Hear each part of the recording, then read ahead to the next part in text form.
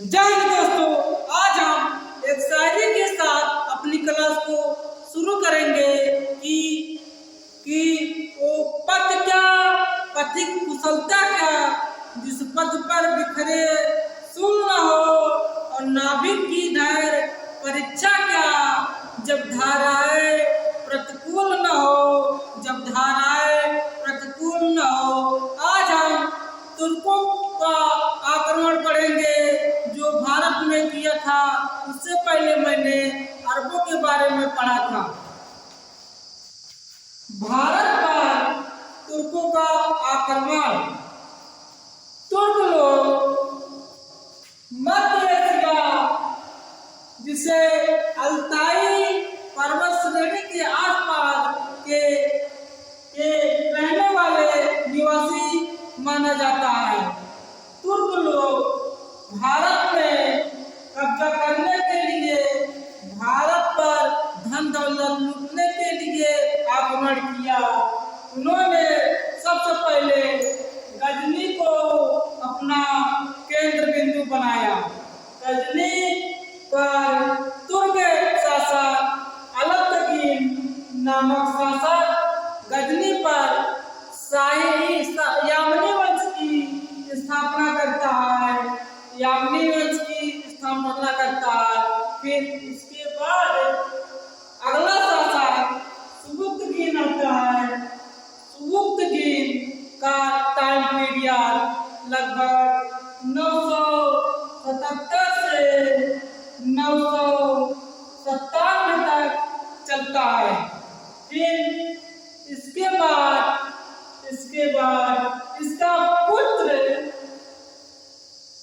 इसका पुत्र सुबुक्तगीन का महमूद गजनवी, जिसे कहा जाता है महमूद गजनवी, गद्दी पे बैठता है।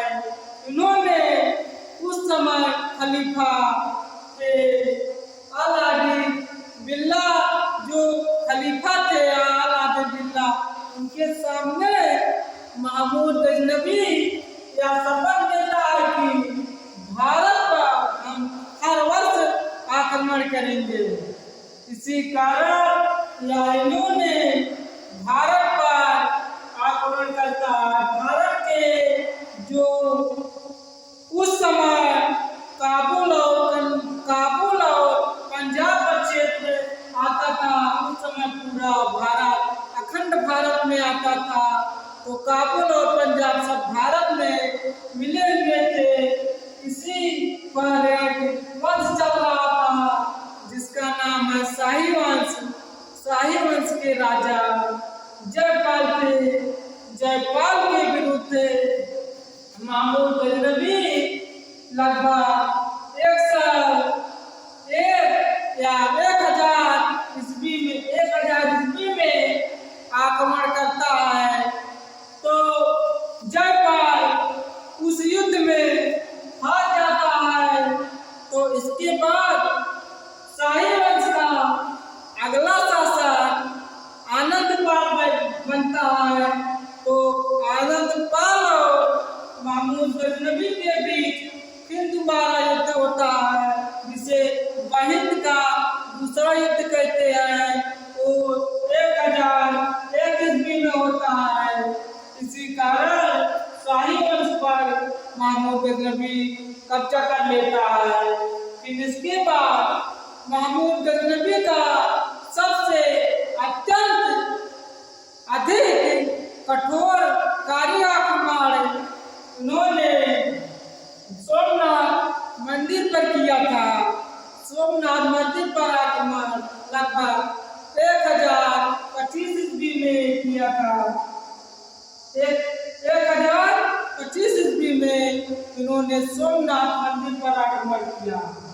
सोमनाथ उस जो पड़ता है, सोमनाथ गुजरात के सौराष्ट्र जिले में पड़ता है। सोमनाथ उस समय शासक सोमनाथ का जो था भीम प्रथम था, वो इस युद्ध में हार जाता है। तो और सोमनाथ की मंदिर जो होती है वो भगवान शिव की होती है। इसी तरह महमूद गजनवी भारत पर 17 बार आक्रमण करता है। कितने? 17 बार। इसी तरह सबसे प्रसिद्ध आक्रमण इसका सोमनाथ मंदिर पर था।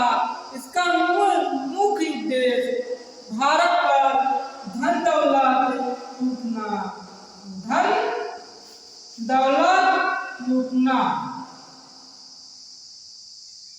और इसी के कारण इसे मूर्ति भंजक कहा जाता है, क्योंकि इन्होंने मूर्तियों पर आक्रमण किया था। और उस समय इसके समय में एक अल-बरूनी लेखक था। उसके पुस्तक का नाम